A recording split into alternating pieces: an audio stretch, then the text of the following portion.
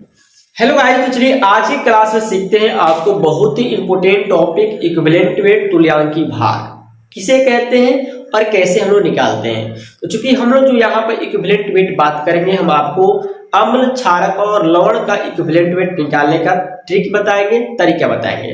अगर आप किसी तत्व का या किसी धातु का इक्विवेलेंट वेट निकालना चाहते हैं तो उसका कंसेप्ट अलग होता है। अगर कोई पूछे कि किसी तत्व के इक्विवेलेंट वेट से आप क्या समझते हैं, किसी तत्व के तुल्यांकी भार से आप क्या समझते हैं, तो कहेंगे किसी तत्व का तुल्यांकी भार एक संख्या है जो हाइड्रोजन के 1 भाग, ऑक्सीजन के 8 भाग और क्लोरीन के 35.5 भाग से क्या करता है, संयोग करता है। जब संयोग करेगा तो अगर हाइड्रोजन के साथ करेगा तो हाइड्राइड बनाएगा, ऑक्सीजन के साथ करेगा तो ऑक्साइड बनाएगा और क्लोरीन के साथ करेगा तो क्लोराइड बनाएगा। तो सबसे पहले हम लोग देखिए तत्व का ही समतुल्य भार हम लोग देख लेते हैं। क्या फॉर्मूला होता है इसको आपको बता देते हैं। तत्व का समतुल्य भार यानी किसी एलिमेंट का, तत्व का, धातु का इक्विवेलेंट भार क्या होता है। तो तत्व का भार ग्राम में, तत्व का भार ग्राम में बटा क्या, हाइड्रोजन का भार ग्राम में इंटू 1। ठीक है। तत्व का समतुल्य भार बराबर, तत्व का समतुल्य भार बराबर तत्व का भार ग्राम में बटा ऑक्सीजन का भार ग्राम में इंटू 8। तत्व का समतुल्य भार बराबर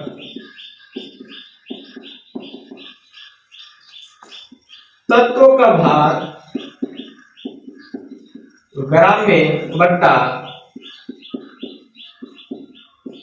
क्लोरीन का भार ग्राम में इंटू 35.5। ठीक है। यहाँ पर तत्व के जगह पर आप धातु भी कोई पूछे तो यहाँ पर हम लोग निकाल सकते हैं। इस फॉर्मूला से भी तत्व धातु का भी निकाला जा सकता है। ठीक है।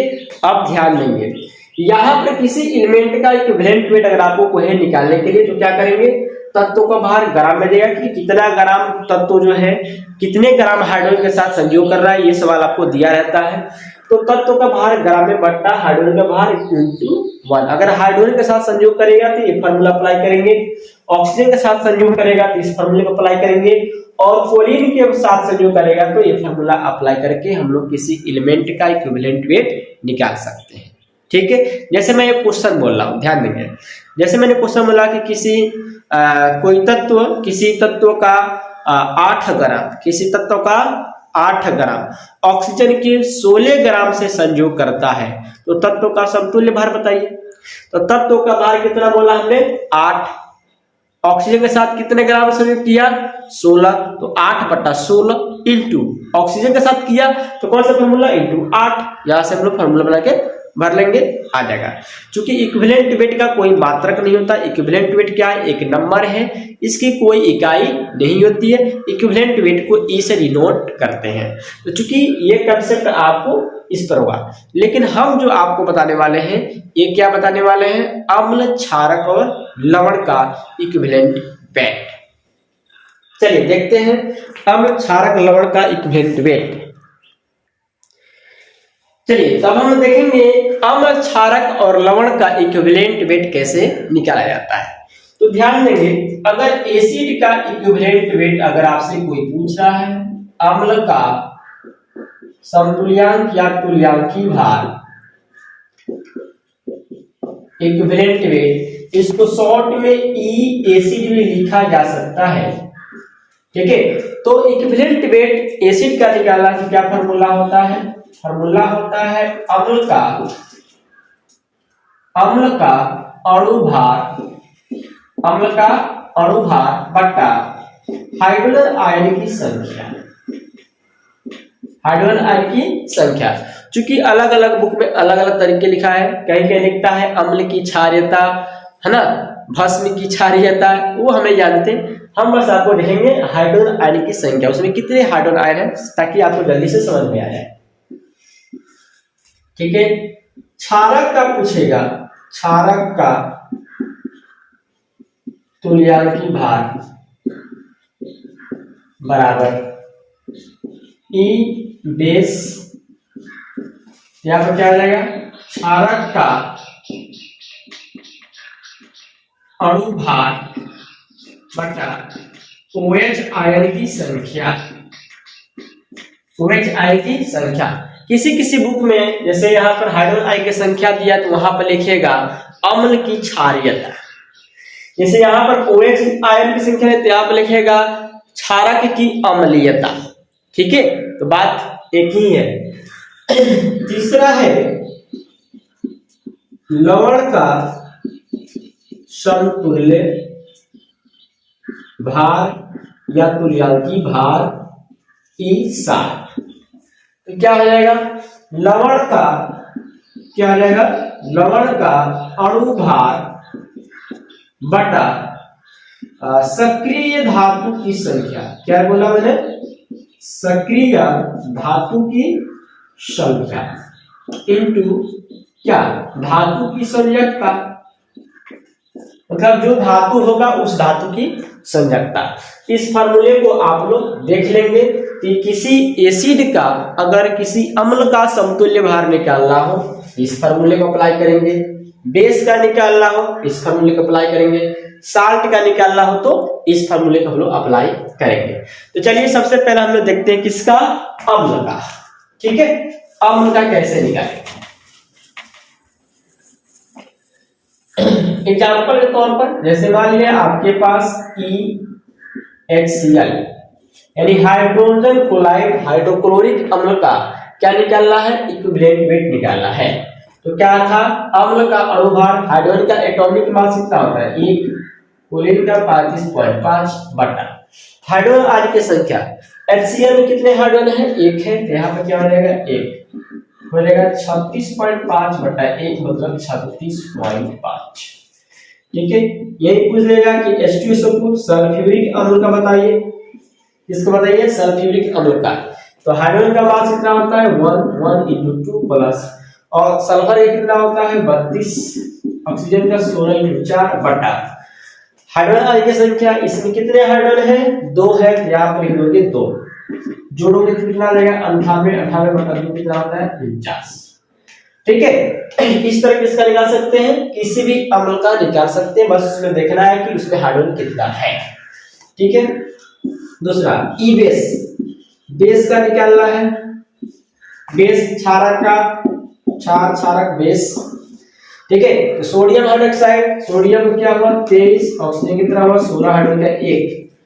OH आयन की संख्या, OH इसमें कितना है, OH 1 है, तो 1 लिखेंगे, जोड़ोगे तो 40 बटा 1 आएगा, अब कितना आ गया 40।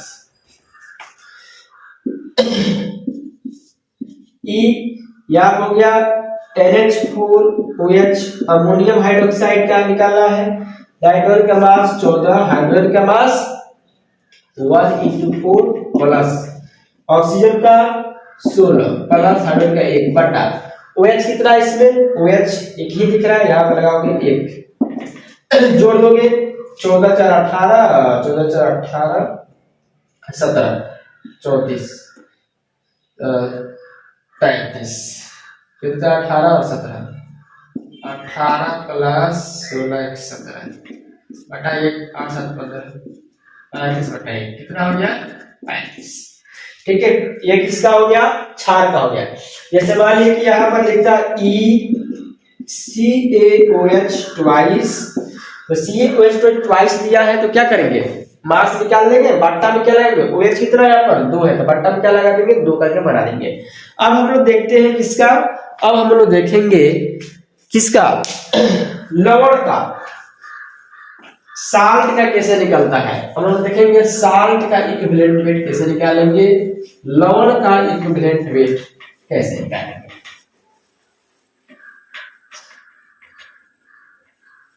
लवण का इक्विवेलेंट वेट कैसे निकालेंगे।